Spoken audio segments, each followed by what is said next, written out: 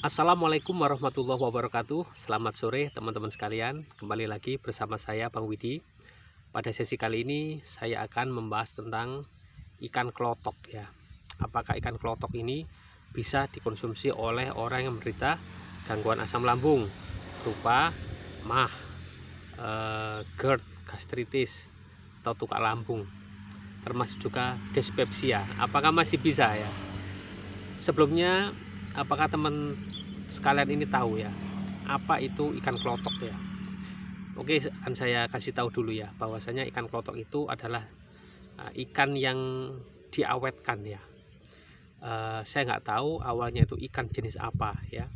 Yang jelas dia dijual dalam keadaan awet-awetan. Maksudnya bukan awet-awetan karena dia di frozen, bukan ya. Saya nggak tahu pengawetnya itu apa. Yang jelas rasanya itu asin sekali.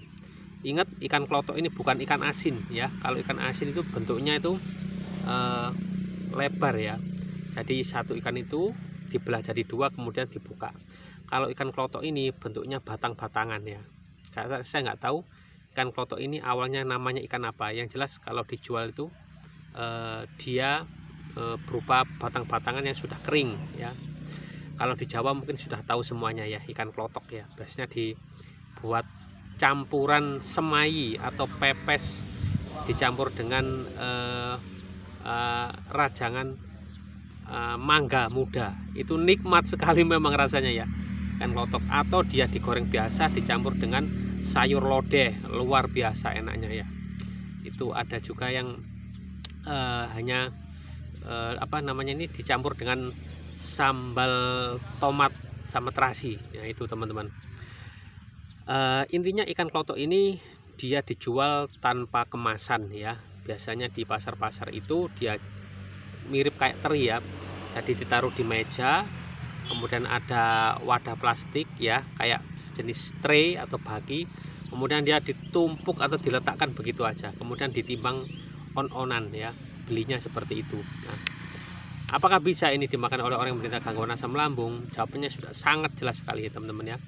Itu tidak disarankan, bahkan mungkin kalau saya pribadi melarang ya teman-teman ya.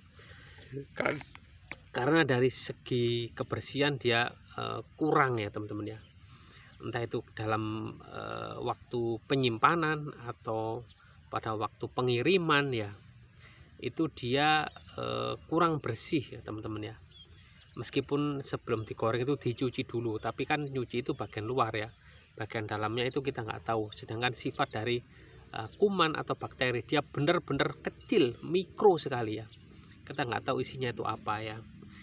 Bagi orang yang lambungnya sehat-sehat saja, tentu makan dalam jumlah sedikit 1-2 kali tidak ada masalah. Tetapi orang yang menderita gangguan asam lambung, apalagi dia sudah masuk ke dalam fase gastritis atau tukak lambung, bukan atau ya, masuk dalam fase gastritis atau peradangan, atau lebih lanjut itu sampai pada fase tukak atau luka lambung. Kalau kemasukan ikan klotok ini bisa berpotensi menjadi semakin parah ya. Karena apa? Bakteri-bakteri yang dalam klotok itu bisa menginfeksi luka lambung itu teman-teman ya.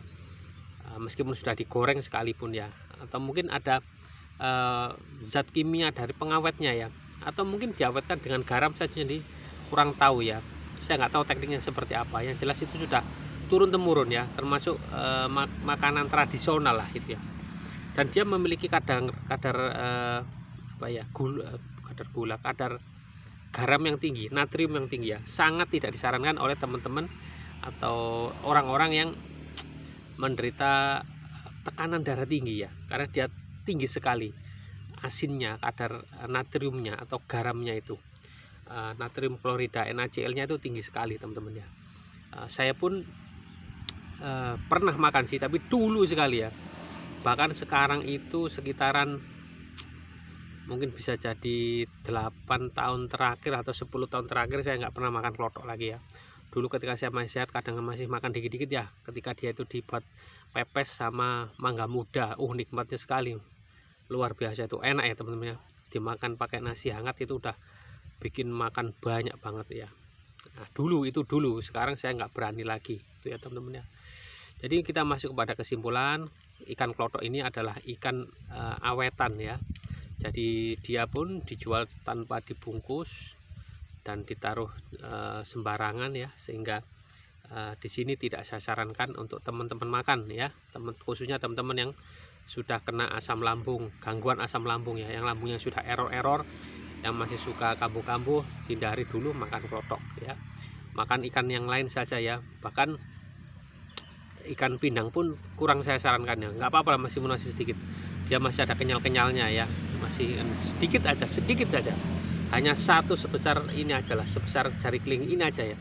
Saya beraninya seukuran itu ya kalau ikan pindang gitu ya, tapi ikan klotok saya nggak berani sama sekali gitu ya.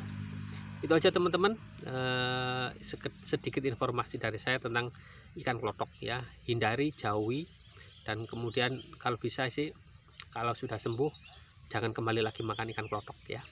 Ikan yang lain aja yang fresh ya, ikan wader, ada ikan lele, ikan bandeng, dan yang lain ya. Terima kasih sudah menyimak. Wassalamualaikum warahmatullahi wabarakatuh. Salam sehat jiwa dan raga.